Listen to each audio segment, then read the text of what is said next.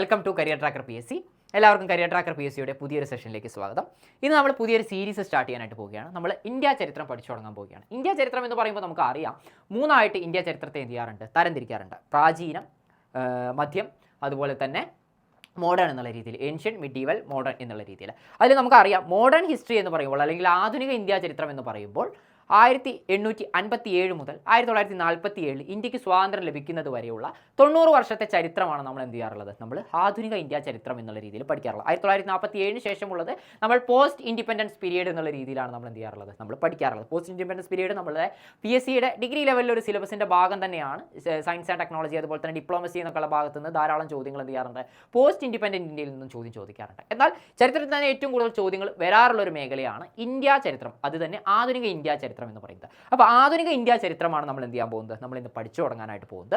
എല്ലാവരും ക്ലാസ്സിൽ നന്നായിട്ട് ശ്രദ്ധിക്കുക. നമുക്ക് ക്ലാസ്സിലേക്ക് പോകാം. അപ്പോൾ ആധുനിക ഇന്ത്യ ചരിത്രം തുടങ്ങുന്നത് 1857 ഞാൻ നിങ്ങളോട് പറഞ്ഞു. 1857 സിപ്പായി ലഹള എന്നൊക്കെ പറയുന്ന റിവോൾട്ട് ഓഫ് 1857 എന്ത് ചെയ്യുന്നത്, നമ്മുടെ സ്വാതന്ത്ര്യ സമര ചരിത്രം ആരംഭിക്കുന്നത്. അതിനുള്ള പ്രധാന കാരണം എന്ന് പറഞ്ഞു കഴിഞ്ഞാൽ ഏലിയൻ റൂൾ ആയിരുന്നു. ഏലിയൻ റൂൾ എന്ന് പറഞ്ഞു കഴിഞ്ഞാൽ വിദേശ രാജ്യങ്ങളുടെ ഒരു ഭരണം. നമുക്കറിയാലേ, ആ കാലത്ത് നമുക്ക് ആരുണ്ടായിരുന്നു, മെയിനായിട്ട് ബ്രിട്ടീഷേഴ്സ് ഉണ്ടായിരുന്നു, പോർച്ചുഗീസ്, ഫ്രഞ്ച്, അങ്ങനെ ഒരുപാട് വിദേശ ശക്തികളാണ് നമ്മളുടെ ഇന്ത്യയെ ഭരിക്കാനായിട്ട് വരുന്നത്. അപ്പോൾ ഇത്തരത്തിലുള്ള വിദേശ ശക്തികളുടെ ഭരണത്തിനെതിരെയായിരുന്നു എന്ത്, ഈ റിവോൾട്ട് ഓഫ് 1857 തുടങ്ങാനുള്ള ഒരു പ്രധാന കാരണം.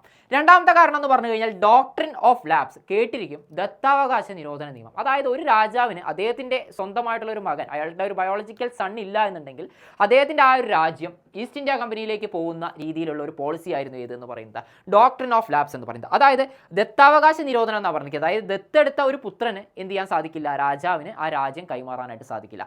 അദ്ദേഹത്തിൻ്റെ മരണശേഷം ആ രാജ്യം എന്ത് ചെയ്യുന്നു, അദ്ദേഹത്തിൻ്റെ ഒരു ബയോളജിക്കൽ സൺ ഇല്ല എന്നുണ്ടെങ്കിൽ ആ രാജ്യം ആർക്ക് പോകുന്നു, ഈസ്റ്റ് ഇന്ത്യ കമ്പനിക്ക് പോകുന്നു. ആ ഒരു പോളിസി ആയിരുന്നു ഏതെന്ന് പറയുന്നത് ഡോക്ട്രിൻ ഓഫ് ലാപ്സ് എന്ന് പറയുന്നത്. അപ്പോൾ ഏലിയൻ റൂൾ, അതുപോലെ തന്നെ ഡോക്ട്രിൻ ഓഫ് ലാപ്സ് പോലത്തെ പോളിസികളാണ് റിവോൾട്ട് ഓഫ് 1857 ഉണ്ടാവാനുള്ള പ്രധാന കാരണങ്ങൾ. മൂന്നാമത്തെ കാരണം എന്ന് പറയുന്നത് ഹെവി ടാക്സേഷൻ, അതുപോലെ തന്നെ ലോ സാലറി.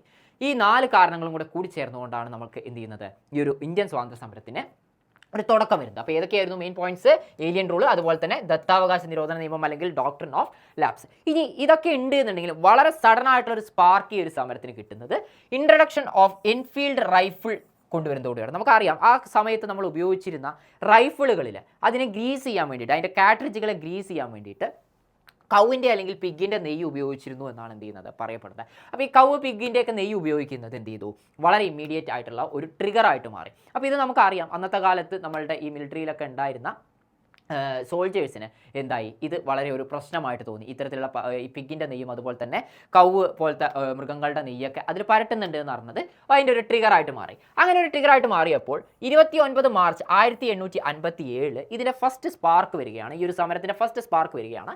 സ്പാർക്ക് വരുന്ന സ്ഥലം വളരെ ഇമ്പോർട്ടൻ്റ് ആണ്. ബാരാക്പൂരിലാണ്, നിലവിലെ ബംഗാളിലാണ് ഈ ഒരു സ്ഥലം ഇരിക്കുന്നത്.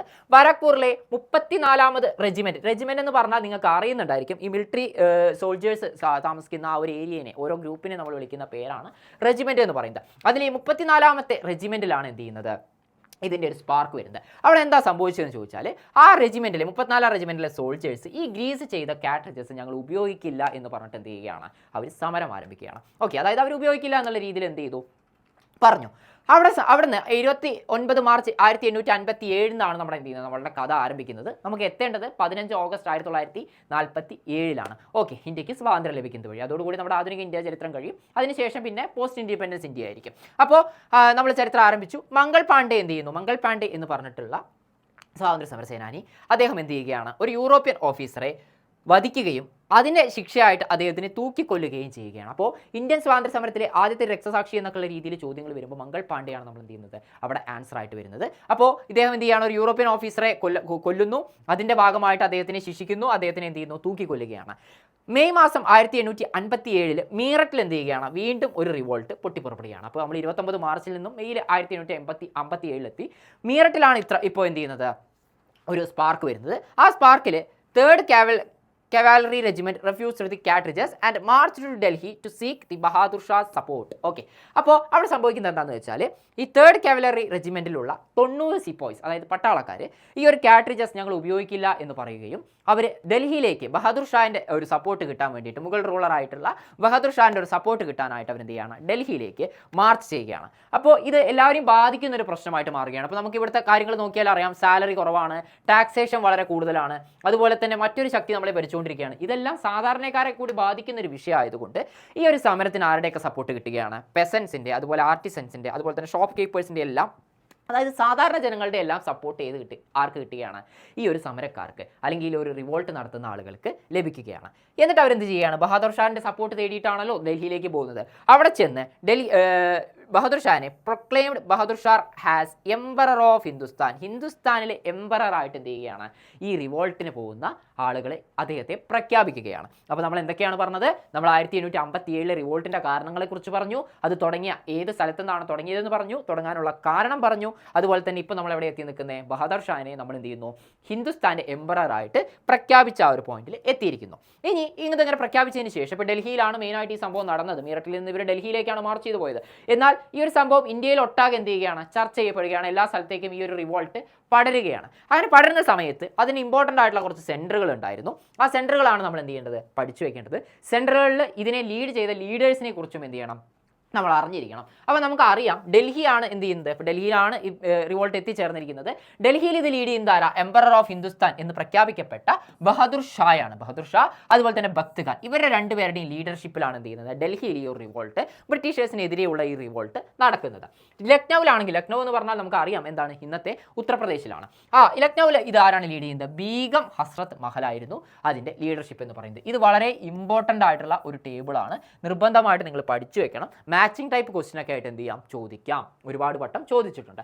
അതുപോലെ തന്നെ ഝാൻസി എന്ന് പറയുമ്പോൾ നമുക്ക് ഓർത്ത് വെക്കാൻ നമുക്ക് ഓർമ്മ വലിയ ബുദ്ധിമുട്ടുണ്ടാവില്ല. ഝാൻസി റാണി അല്ലെങ്കിൽ ഝാൻസി റാണി ലക്ഷ്മി ബായ് എന്നൊക്കെ പറയുമ്പോൾ നമുക്ക് വളരെ പെട്ടെന്ന് ഓർമ്മ വരേണ്ടതാണ്.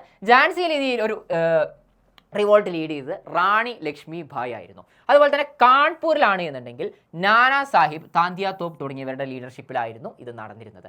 അപ്പോൾ ഇത് ഓർത്ത് വെക്കുക, നിർബന്ധമായിട്ട് 2-3 വട്ടം വായിച്ചു വെക്കുക. ബീഹാറിലാണ് എന്നുണ്ടെങ്കിൽ കൺവർ സിംഗ് ആയിരുന്നു എന്ത് ചെയ്യുന്നത്, ഇത് ലീഡർഷിപ്പ് നൽകിയത്. ബറേലിയിലായിരുന്നുവെങ്കിൽ അത് ഖാൻ ബഹദൂർ ഖാനും, ഫൈസാബാദിലാണെങ്കിൽ മൗലവി അഹമ്മദുള്ളയും, മധുരയിലാണെങ്കിൽ ദേവി സിംഗുമാണ്. ഇവിടെ മധുര എന്ന് പറയുമ്പോൾ നിങ്ങൾ തമിഴ്നാട്ടിലെ മധുരയുമായിട്ട് കൺഫ്യൂസ്ഡ് ആവരുത്. ഇത് തമിഴ്നാട്ടിലെ മധുരയല്ല വരുന്നത്, ഉത്തർപ്രദേശിലാണ് ഈ മധുര ഇരിക്കുന്നത്. അപ്പോൾ മധുര തമിഴ്നാട്ടിലെ അല്ല എന്ന് ഓർത്ത് വെക്കുക. ദേവി സിംഗ് ആയിരുന്നു എന്ത് ചെയ്തത്, അത് ലീഡ് ചെയ്തത്. ഓക്കെ, അപ്പോൾ നമ്മൾ 7 ലീഡേഴ്സിനെ കുറിച്ചും 7 സ്ഥലങ്ങളെക്കുറിച്ചും പറഞ്ഞു. ഏതൊക്കെയായിരുന്നു, ഡൽഹി നമ്മൾ പറഞ്ഞു, ഡൽഹിയിൽ ആരായിരുന്നു, ബഹാദൂർ ഷാ. ലക്നൌവിലാണ് എന്നുണ്ടെങ്കിൽ ബീഗം ഹസ്രത്ത് മഹൽ. ഝാൻസിയിലാണെങ്കിൽ ഝാൻസി റാണി അല്ലെങ്കിൽ റാണി ലക്ഷ്മിബായ്. കാൺപൂരിലാണെങ്കിൽ നാനാ സാഹിബ് താന്തിയ തോപ്പ്. ബീഹാറിലാണെങ്കിൽ കൺവർ സിംഗ്. ബറേലിയിലാണെങ്കിൽ ഖാൻ ബഹദൂർ ഖാൻ. ഫൈസാബാദിലാണെങ്കിൽ മൗലവി അഹമ്മദുള്ള. മധുരയിലാണെന്നുണ്ടെങ്കിൽ തമിഴ്നാട്ടിലെ മധുരയല്ല, ദേവി സിംഗ്. ഓക്കെ, അപ്പോൾ ഇത്രയും കാര്യങ്ങൾ നമ്മൾ എന്ത് ചെയ്തു, നമ്മൾ പറഞ്ഞു. ഇനി ഇങ്ങനെയൊക്കെ ആണെന്നുണ്ടെങ്കിലും ഒരുപാട് പ്രോമിനൻ്റ് ആയിട്ടുള്ള ആളുകളുടെയൊക്കെ ലീഡർഷിപ്പ് ഉണ്ടായിരുന്നു എന്നുണ്ടെങ്കിലും ഈ ഒരു റിവോൾട്ട് ശരിക്കും പറയുകയാണെന്നെങ്കിൽ ചരിത്ര പുസ്തകങ്ങളെല്ലാം പറയുന്നത് ഒരു വിചാരിച്ച അത്ര ഒരു സക്സസ് ആയില്ല, ഒരു ഫെയിലിയർ ആയിരുന്നു എന്നുള്ള രീതിയിലാണ് പറയുന്നത്. പക്ഷേ ഇതിന് ഒരുപാട് പ്രധാനപ്പെട്ട റിസൾട്ടുകൾ ഉണ്ട് ഈ ഒരു റിവോൾട്ട് ഉണ്ടാക്കിയെടുത്തിട്ടുണ്ട്. അപ്പോൾ ഇത് ഫെയിൽ ആവാനുള്ള കാരണവും അതിനുശേഷം റിവോൾട്ടിൻ്റെ റിസൾട്ടുകൾ എന്തെല്ലാമായിരുന്നു എന്നുകൂടിയാണ് നമുക്ക് ഈ ഒരു ക്ലാസ്സിൽ പറയാനായിട്ടുള്ളത്. എന്തുകൊണ്ട് ഇത് ഫെയിലായി എന്ന് ചോദിച്ചു കഴിഞ്ഞാൽ, ഒന്ന് പുവർ ലീഡർഷിപ്പ് കൊണ്ട് തന്നെയാണ്. അതുപോലെ തന്നെ local nature of the revolt. നമുക്ക് അറിയാം ഇത്രയും സ്ഥലങ്ങളിലാണ് ഇത് എന്ത് ചെയ്തത്, മെയിനായിട്ട് പടർന്നത്. ഇതല്ലാതെ ഒരുപാട് സ്ഥലങ്ങൾ എന്ത് ചെയ്യുന്നുണ്ടായിരുന്നു, അന്ന് നമ്മുടെ ഇന്ത്യയിലുണ്ടായിരുന്നു. ഇന്ത്യ ഒരുപാട് നാട്ടുരാജ്യങ്ങളായിട്ട് സ്പ്ലിറ്റ് ചെയ്ത് കിടക്കുന്ന സമയമാണ്. പക്ഷേ അവിടേക്കൊന്നും എന്ത് ചെയ്തില്ല, ഈ ഒരു റിവോൾട്ട് സ്പ്രെഡ് ആയില്ല. വളരെ ലോക്കൽ നേച്ചർ, കുറച്ചുരുങ്ങിയ ഒരു ഏരിയയുടെ ഉള്ളിൽ അത് എന്ത് ചെയ്തു, നിന്നു. അതുപോലെ തന്നെ lack of unity and the superiority of British resources. നമുക്കറിയാം ബ്രിട്ടീഷേഴ്സ് എന്ത് ചെയ്യാണ്, എന്നാൽ അവർക്ക് കുറച്ചും കൂടെ വെപ്പൺ സുപ്രീമസി ഉണ്ട്, കുറച്ചും കൂടെ നല്ല ആയുധങ്ങൾ, തോക്ക് പോലത്തെ സംഭവങ്ങൾ എന്ത് ചെയ്യുന്നുണ്ട്, അവരുടെ കയ്യിലുണ്ട്. അപ്പോൾ ആ ഒരു സുപ്രീമസി എല്ലാം കൊണ്ട് എന്ത് ചെയ്തു, അവർ ഈ ഒരു റിവോൾട്ടിനെ അടിച്ചമർത്തുന്നതിൽ വിജയിച്ചു എന്ന് വേണം പറയാൻ. അതുകൊണ്ട് തന്നെ എന്ത് ചെയ്യുകയാണ്, ഈ ഒരു റിവോൾട്ട് ഒരു ഫെയിലിയർ ആയിട്ടാണ് പൊതുവേ എല്ലാ ചരിത്ര പുസ്തകങ്ങളിലും പറയുന്നത്. പക്ഷേ ഇതിന് ശേഷം ഒരുപാട് എന്ത് വന്നു, ചില മാറ്റങ്ങൾ ബ്രിട്ടീഷ് അഡ്മിനിസ്ട്രേഷനിൽ വന്നു. അതിന് ആദ്യത്തെ ഒരു മാറ്റമായിരുന്നു ഗവൺമെൻറ് ഓഫ് ഇന്ത്യ ആക്ട് 1858 എന്ന് പറയുന്നത്. ഈ 1858 ഗവൺമെൻറ് ഓഫ് ഇന്ത്യ ആക്ട് പ്രകാരം വന്ന പ്രധാന മാറ്റം എന്താണെന്ന് ചോദിച്ചു കഴിഞ്ഞാൽ, ഇന്ത്യ ഭരിക്കുവാനുള്ള അധികാരം ഈസ്റ്റ് ഇന്ത്യ കമ്പനിയിൽ നിന്നും ബ്രിട്ടീഷ് ക്രൗണിലേക്ക് എന്ത് ചെയ്യപ്പെട്ടു, ട്രാൻസ്ഫർ ചെയ്യപ്പെട്ടു. Power transfer from the East India Company to the British crown on November 1, 1858. Date ഓർത്ത് വെക്കുക. ഏത് ആക്റ്റാണ്? Government of India act 1858. അതായത് ഈ ഒരു റിവോൾട്ട് നടക്കുന്നത് വരെ, ഗവൺമെൻറ് ഓഫ് ഇന്ത്യ ആക്ട് 1858 വരുന്നത് വരെ ഇന്ത്യ ഭരിച്ചിരുന്നത് ഈസ്റ്റ് ഇന്ത്യ കമ്പനി ആയിരുന്നു. എന്നാൽ ഈ ഒരു റിവോൾട്ടിന് ശേഷം ഈസ്റ്റ് ഇന്ത്യ കമ്പനിയിൽ നിന്നും ആ ഒരു പവർ ആർക്ക് ട്രാൻസ്ഫർ ചെയ്യുകയാണ്? ബ്രിട്ടനിലെ ക്രൗണിന് ട്രാൻസ്ഫർ ചെയ്യപ്പെടുകയാണ്. അപ്പോൾ റിവോൾട്ടിൻ്റെ പ്രധാന ഒരു പരിണിത ഫലം, ഒരു റിസൾട്ട് ആയിരുന്നു എന്തെന്ന് പറയുന്നത് ആ ഒരു ആക്ട്, ആ ആക്റ്റിലുള്ള ആ ഒരു ട്രാൻസ്ഫർ എന്ന് പറയുന്നത്. രണ്ടാമത് ആ ആക്റ്റിൽ കൊണ്ടുവന്നിട്ടുള്ള ഒരു മാറ്റം എന്ന് പറഞ്ഞാൽ ചില പുതിയ പദവികൾ കൊണ്ടുവരികയാണ്, ന്യൂ ഡെസിഗ്നേഷൻസ്. എന്താണ് മാറ്റം? Governor general was now called the viceroy, the crown's representative. Okay, അതായത് ഗവർണർ ജനറൽ എന്നുള്ള ആ ഒരു പേരിനെ മാറ്റിയിട്ട് വൈസ്രോയി എന്നാക്കി മാറ്റുകയാണ്. അതുവരെ ഗവർണർ ജനറൽ ഓഫ് ഇന്ത്യ എന്നുള്ളത് മാറിയിട്ട് വൈസ്രോയി, ആ വൈസ്രോയി എന്നുള്ള വാക്കിന് അർത്ഥം ദ ക്രൗൺസ് റെപ്രസെൻറ്റേറ്റീവ് എന്നാണ്. അപ്പോൾ അതും ഒരു പ്രധാനപ്പെട്ട ചോദ്യമാണ്.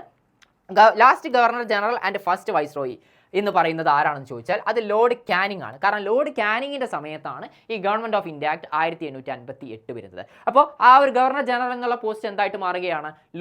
വൈസ്രോയി എന്നായിട്ട് മാറുകയാണ്. അപ്പോൾ ആക്ട് വരുന്ന സമയത്ത് ആരായിരുന്നു?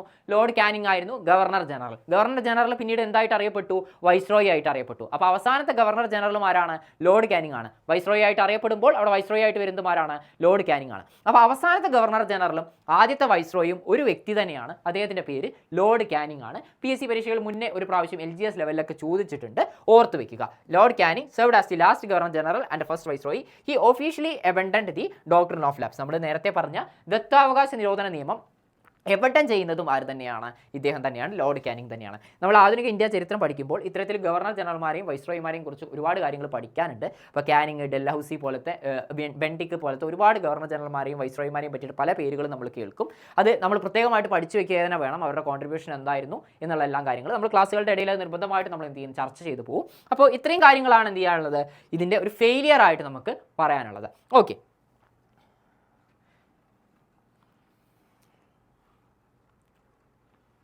അപ്പോൾ 1857 റിവോൾട്ടിൻ്റെ ഫെയിലിയറും അതിൻ്റെ റിസൾട്ട് എന്താണെന്നുള്ള കാര്യങ്ങൾ നമ്മൾ പറഞ്ഞു. ഇനി ചരിത്രകാരന്മാർ ഇതിനെക്കുറിച്ച് കുറച്ച് അഭിപ്രായങ്ങൾ പറഞ്ഞിട്ടുണ്ട്. അതുപോലെ ഈ ഒരു റിവോൾട്ടിനെ കുറിച്ച് ധാരാളം പുസ്തകങ്ങൾ വന്നിട്ടുണ്ട്. അതിൽ പ്രധാനപ്പെട്ട ചില അഭിപ്രായങ്ങളും ചില പുസ്തകങ്ങളും നമ്മൾ നിർബന്ധമായി പഠിച്ചു പോകണം, പരീക്ഷയ്ക്ക് ചോദിച്ചിട്ടുണ്ട്. ആദ്യത്തെ ഒരു അഭിപ്രായം എന്ന് പറയുന്നത് revolt was purely a military outbreak and not a conspiracy to overthrow British rule. ഇത് ഒരു മിലിറ്ററി ഔട്ട് ബ്രേക്ക് മാത്രമായിരുന്നു, അല്ലാണ്ട് ബ്രിട്ടീഷ് സാമ്രാജ്യത്തെ തകർക്കുക അല്ലെങ്കിൽ അതിനെ ഓവർത്രോ ചെയ്യുക എന്നുള്ള ഒരു ഉദ്ദേശമൊന്നും ഈ ഒരു റിവോൾട്ടിന് ഉണ്ടായിരുന്നില്ല. ഒരു മിലിറ്ററി ക്യാമ്പിൽ നടന്നിട്ടുള്ള ഒരു റിവോൾട്ടായിട്ട്, ഒരു സമരം മാത്രമായിട്ട് ഇതിനെ കണ്ടാൽ മതി എന്ന് അഭിപ്രായപ്പെട്ടത് സർ ജോൺ ലോറൻസ് ആയിരുന്നു. അതുപോലെ SN സെൻ എന്ന് പറഞ്ഞിട്ടുള്ള ഒരു ചരിത്രകാരൻ, അദ്ദേഹം പറഞ്ഞത് the 1857 revolt was A part of the struggle for independence. സ്വാതന്ത്ര്യത്തിന് വേണ്ടിയിട്ടുള്ള ഒരു സമരത്തിന്റെ ഭാഗം തന്നെയായിരുന്നു 1857 റിവോൾട്ട് എന്ന് അഭിപ്രായപ്പെട്ടത് SN സെൻ ആണ്. അതുപോലെ തന്നെ RC മജുംദാർ, ചരിത്രത്തിൽ പ്രധാനപ്പെട്ടുള്ള ഒരു പേരാണ്. ഇത് പല സ്ഥലത്തും നമ്മൾ എന്ത് ചെയ്യും, നമ്മൾ ഇനി റിപ്പീറ്റഡ് ആയിട്ട് കേൾക്കും. RC Majumdar, a series of isolated incidents ultimately culminated in the great revolt of 1857. അത് അദ്ദേഹത്തിൻ്റെ അഭിപ്രായമായിരുന്നു. ചില ഒറ്റപ്പെട്ട സംഭവങ്ങൾ എല്ലാതും കൂടെ കൂട്ടിച്ചേർക്കുമ്പോൾ 1857 ഒരു റിവോൾട്ടായി മാറിയെന്ന് അഭിപ്രായപ്പെട്ടത് RC മജുംദാറാണ്. അതുപോലെ VD സവാർക്കർ, അദ്ദേഹത്തിൻ്റെ നമുക്ക് ചില പുസ്തകങ്ങളാണ് പഠിക്കാനുള്ളത്. VD സവാർക്കർ അദ്ദേഹം ഈ ഒരു റിവോൾട്ടിനെ സംബന്ധിച്ച് ഒരു പുസ്തകം എഴുതിയിട്ടുണ്ട്, the Indian war of independence. ഒരു പ്രാവശ്യം ചോദിച്ചിട്ടുള്ള ചോദ്യമാണിത്, the Indian war of independence. അദ്ദേഹം ഈ റിവോൾട്ടിനെ describe the revolt as the first war of independence. First war of independence, ഒന്നാം സ്വാതന്ത്ര്യ സമരം എന്ന് 1857 റിവോൾട്ടിനെ പ്രഖ്യാപിച്ചതാരായിരുന്നു? VD സവർക്കർ ആയിരുന്നു. അതുപോലെ തന്നെ ഈ ഒരു റിവോൾട്ടിനെ കുറിച്ച് മറ്റ് പ്രധാന പുസ്തകങ്ങളുണ്ട്. ഒരു 3 പുസ്തകങ്ങളുടെ പേര് നിർബന്ധമായി നിങ്ങൾ പഠിച്ചു വെക്കണം, പ്രീവിയസ് ഇയറിൽ ചോദിച്ചതാണ്. Causes of Indian revolt by sir Syed Ahmad Khan. അതുപോലെ തന്നെ great rebellion by Ashok Mehta, rebellion 1857 by PC Joshi. അപ്പോൾ ഈ 3 പുസ്തകങ്ങളുടെ പേര് എന്ത് ചെയ്യുക, ഒന്ന് ഓർത്ത് വയ്ക്കുക. അത് ഓർഡർ ചെയ്ത ആളുകളുടെ പേരും ഓർത്ത് വയ്ക്കുക. അതുപോലെ തന്നെ ഈ ഒരു സംഭവത്തെക്കുറിച്ച് ചരിത്രകാരന്മാർ പറഞ്ഞിട്ടുള്ള അഭിപ്രായങ്ങളും ഒന്ന് ഓർത്ത് വയ്ക്കുക. അപ്പോൾ ഇന്നത്തെ ക്ലാസ്സിൽ നമ്മൾ ഇത്രയും കാര്യങ്ങളാണ് ചർച്ച ചെയ്യാനായിട്ട് ഉദ്ദേശിച്ചത്. നമ്മൾ 1857 ചരിത്രം പഠിച്ച് തുടങ്ങിയിട്ടേ ഉള്ളൂ. ഒരുപാട് സംഭവങ്ങൾ നമുക്ക് പറയാനായിട്ടുണ്ട്. അതിൽ ഇന്ത്യൻ നാഷണൽ കോൺഗ്രസ്, ഗാന്ധിജിയുടെ വരവ്, അതുപോലെ തന്നെ ഗാന്ധിജിയുടെ ചില quit India movement, non corporation movement, civil disobedience movement, അങ്ങനെ ഒരുപാട് കാര്യങ്ങൾ നമുക്ക് ഈ ഒരു ക്ലാസ്സിൽ പറയാനായിട്ടുണ്ട് ആധുനിക ഇന്ത്യ ചരിത്രം പഠിക്കുന്ന സമയത്ത്. അപ്പോൾ ക്ലാസ്സുകൾ തുടർച്ചയായിട്ട് കാണുക, അതുപോലെ തന്നെ നോട്ട്സ് കൃത്യമായിട്ട് എഴുതുക. നമുക്ക് അടുത്ത ക്ലാസ്സിൽ ഈ ഒരു ടോപ്പിക്കിൻ്റെ കണ്ടിന്യൂഷനുമായിട്ട് വീണ്ടും കാണാം.